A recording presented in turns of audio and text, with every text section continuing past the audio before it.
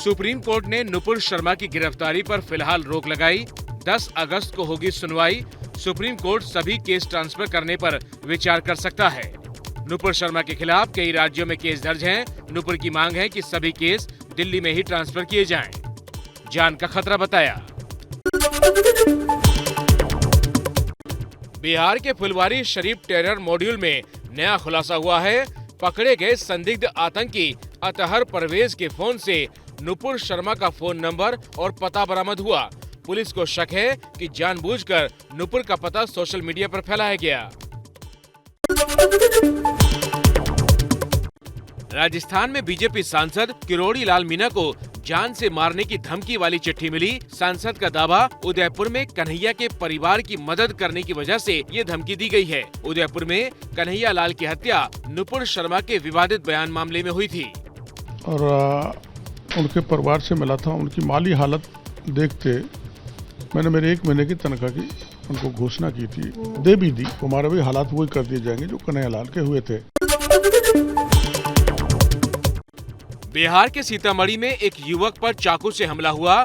पीड़ित युवक ने कहा उसने नुपुर शर्मा का वीडियो देखा था, इसलिए उस पर अटैक हुआ। पीड़ित का आरोप है दौड़ा दौड़ाकर उस पर 6 बार चाकू से हमले किए गए। हालांकि पुलिस का दावा है मामला नुपुर शर्मा से नहीं बल्कि नशे करने को लेकर हुआ झगड़ा।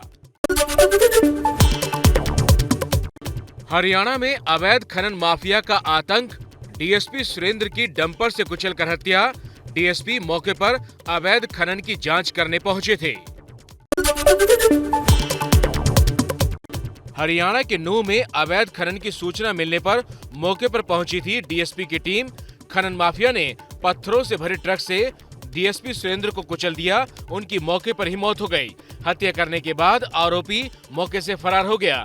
हरियाणा पुलिस एबीपी न्यूज से बोली, जल्द पकड़ लेंगे। आम आदमी पार्टी के संजय सिंह ने पूछा, अग्निपथ योजना में अभ्यर्थियों की जाति क्यों पूछी जा रही है। बीजेपी बोली, अंतिम संस्कार में इस्तेमाल होती है ये जानकारी। रक्षा मंत्री राजनाथ सिंह ने कहा, पुरानी व्यवस्था ही चल रही है। भारत की सेना में भर्ती के लिए ऐसे नहीं है कि आप जाति पूछेंगे। कोई भी इसमें धर्म और कास्ट के आधार पर सिलेक्शन का रूल नहीं है। यह पूरी तरह अफवाह है। जो पहले व्यवस्था थी, माने आजादी के पहले से वही व्यवस्था अब तक भी चली आ रही है। सुप्रीम कोर्ट ने कहा, अग्निपथ योजना के खिलाफ तमाम याचिकाओं पर सुनवाई फिलहाल दिल्ली हाई कोर्ट में होगी। अग्निपथ योजना को रोक लगाने की मांग वाली याचिकाओं पर सुनवाई अभी देश के 5 हाई कोर्ट में चल रही है।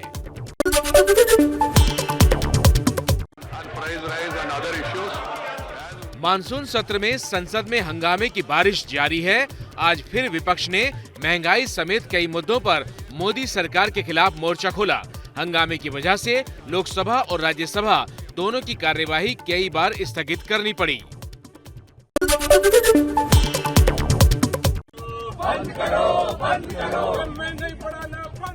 संसद परिसर में आज गांधी जी की मूर्ति के सामने भी विपक्षी नेताओं ने प्रदर्शन किया। महंगाई के खिलाफ पोस्टर बैनर लेकर मोदी सरकार पर निशाने साधे गए।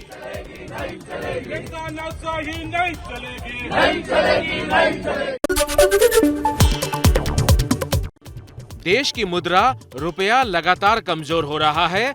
बाजार में $1 की कीमत अब 80 रुपए से भी ज्यादा है। रुपया कमजोर होने से अर्थव्यवस्था, आयात और विदेशों में पढ़ाई करने वालों पर महंगाई का बोझ बढ़ता है। यूपी में लखनऊ के लुलु मॉल में नमाज पढ़ने के 4 आरोपी गिरफ्तार। लुलु मॉल में नमाज पढ़ने का वीडियो वायरल हुआ था, जिसके बाद मॉल में हिंदू संगठनों ने भी प्रदर्शन किए। इस मामले पर सीएम योगी ने सख्त कार्रवाई के आदेश दिए हैं। मैंने पहले कहा कि सड़कों पर या पूजा के लिए या किसी भी अन्य कार्यक्रम के लिए कोई जगह नहीं होनी चाहिए और इसको किसी भी प्रकार की अनुमति नहीं दी जानी चाहिए। यूपी के बेसिक शिक्षा मंत्री संदीप सिंह के घर के बाहर हुआ धरना प्रदर्शन। विरोध कर रहे लोगों ने सुंदर कांड भी पढ़ा। 2016 की भर्ती प्रक्रिया अब तक पूरी न होने से 12,500 लोगों का भविष्य अटका हुआ है।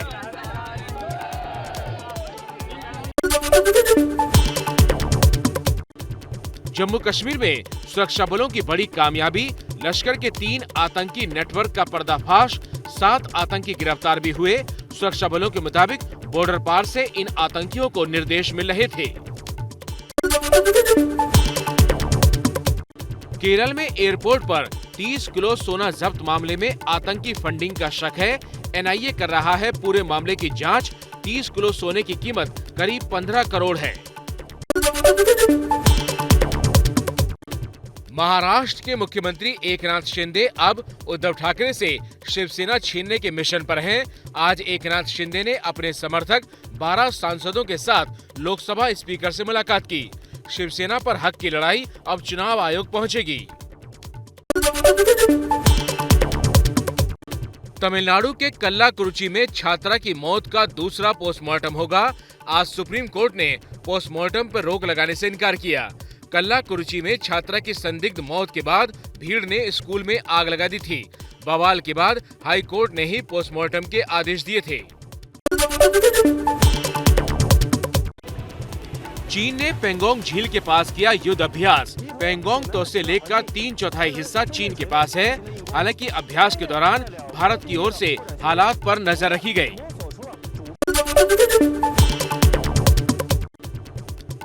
उपराष्ट्रपति चुनाव में विपक्ष की उम्मीदवार मार्गरेट अल्वा ने आज नामांकन किया। राहुल गांधी और शरद पवार समेत विपक्ष के कई बड़े नेता भी मौजूद रहे।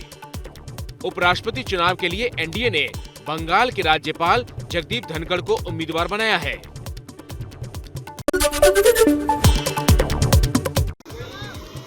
उत्तराखंड के चंपावत में बाढ़ के पानी में फंस गई एक स्कूल बस। बाढ़ में डूबा था रास्ता, तब गुजरते वक्त लहरों में बह गई स्कूल बस। हादसे के वक्त बस में बच्चे सवार नहीं थे।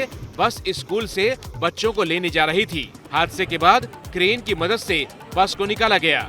ड्राइवर की जान बच गई है।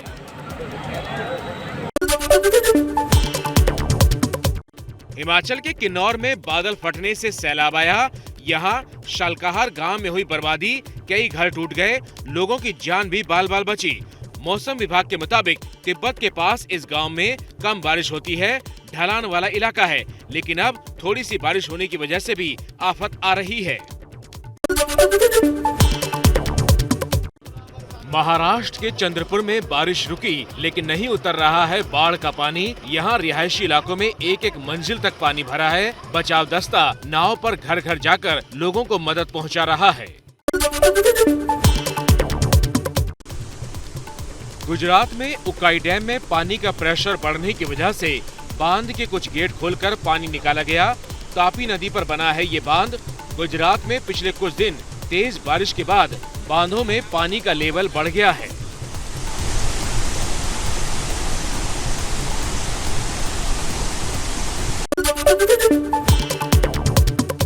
गुजरात के अरवली में बारिश के बाद आफत दिखाई दी। यहाँ तेज बारिश के बाद एक पेट्रोल पंप में पानी भर गया।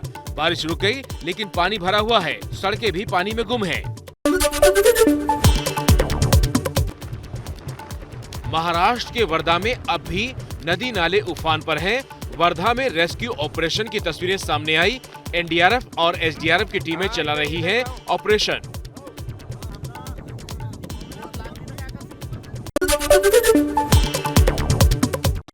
मध्य प्रदेश के खरगोन में नदी को पार करने के दौरान हादसा हुआ। एक शख्स पैर फिसलने के बाद बह गया। 1.5 किलोमीटर दूर मिला शव। रूपावेल नदी में आई है बाढ़।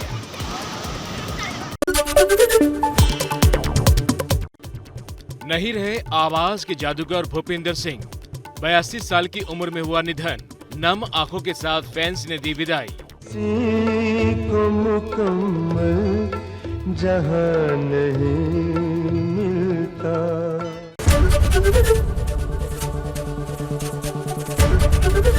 एबीपी न्यूज आपको रखे आगे।